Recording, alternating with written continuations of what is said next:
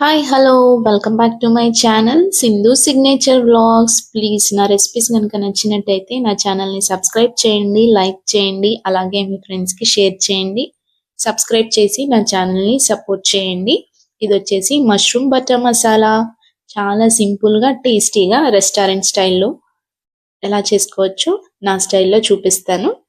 తప్పకుండా మీరు ట్రై చేసి ఎలా వచ్చిందో కామెంట్ బాక్స్లో కామెంట్ చేయండి. పదండి రెసిపీ చూద్దాం. ఒక మిక్సీ గిన్నెలో ఒక మీడియం సైజ్ టమాటా ముక్కల్ని వేసుకొని ఇందులోకి ఇప్పుడు 10 నుంచి 12 క్యాష్యూస్ వేసుకొని మెత్తటి పేస్ట్ చేసుకోవాలి. చూసారా, ఇలా పేస్ట్ చేసుకొని దీన్ని పక్కన ఉంచుకుందాం. ఇక్కడ 300 గ్రామ్స్ మష్రూమ్స్, అలాగే ఒక ఆనియన్ స్లైసెస్, అలాగే 2-3 పచ్చిమిర్చి కట్ చేసి పెట్టుకున్నాను. నేను మష్రూమ్స్ని కట్ చేయట్లేదండి, ఇలాగే వేస్తున్నాను. చూడ్డానికి బాగుంటుందని ఇలా వేస్తున్నాను. కావాలంటే మీరు కట్ చేసుకోవచ్చు. ఇప్పుడు స్టవ్ పైన గిన్నె పెట్టుకొని అందులో 2 స్పూన్స్ బటర్ యాడ్ చేసుకోవాలి. బటర్ మెల్ట్ అయిన తర్వాత ఆల్ బిర్యానీ స్పైసెస్ వేసుకోవాలి. అలాగే కట్ చేసి పెట్టుకున్న పచ్చిమిర్చి వేసుకోవాలి. అలాగే కట్ చేసి పెట్టుకున్న ఆనియన్ స్లైసెస్ వేసుకోవాలి. వేసుకొని చక్కగా ఇవన్నీ మంచి గోల్డెన్ బ్రౌన్ కలర్ వచ్చేంత వరకు ఫ్రై చేసుకోవాలి. ఇలా గోల్డెన్ బ్రౌన్ కలర్ వచ్చిన తర్వాత ఇప్పుడు ఇందులోకి 1 టీ స్పూన్ పసుపు, అలాగే 1 స్పూన్ అల్లం వెల్లుల్లి పేస్ట్ వేసుకొని పచ్చివాసన పోయేంత వరకు ఫ్రై చేసుకోవాలి. ఇలా వీడియోలో చూపిస్తున్నట్టు కలుపుతూ ఫ్రై చేసుకున్న తర్వాత మనం మిక్సీ పట్టుకున్న పేస్ట్ని యాడ్ చేసుకోవాలి. యాడ్ చేసుకొని చక్కగా ఇదంతా కలిసేలా కలుపుకొని మూత పెట్టి పచ్చివాసన పోయేంత వరకు ఈ పేస్ట్ని ఫ్రై చేసుకోవాలి.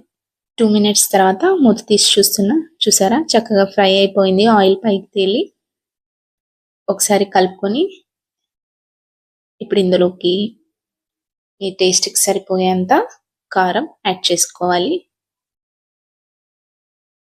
అలాగే ఈ టేస్ట్కి సరిపోయేంత సాల్ట్ని కూడా యాడ్ చేసుకోవాలి. వీటన్నిటిని చక్కగా కలిసేలా కలుపుకోవాలండి.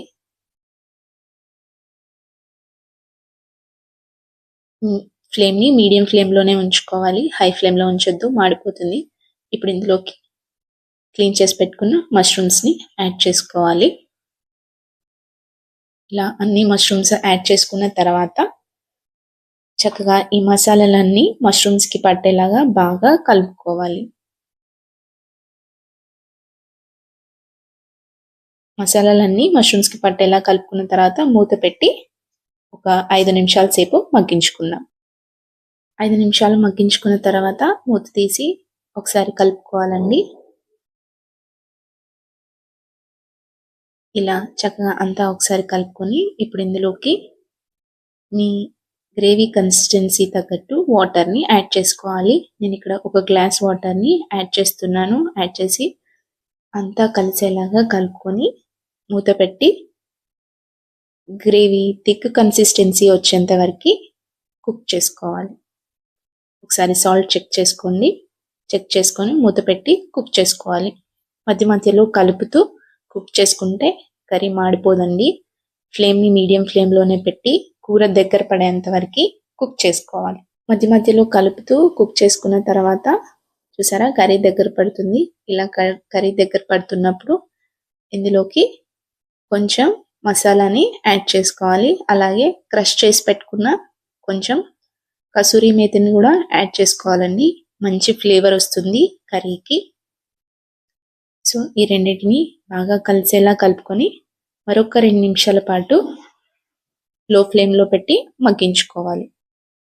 2 మినిట్స్ కుక్ చేసుకున్న తర్వాత చూసారా, ఆయిల్ సపరేట్ అయ్యి కర్రీ చక్కగా ఉడికిపోయిందండి.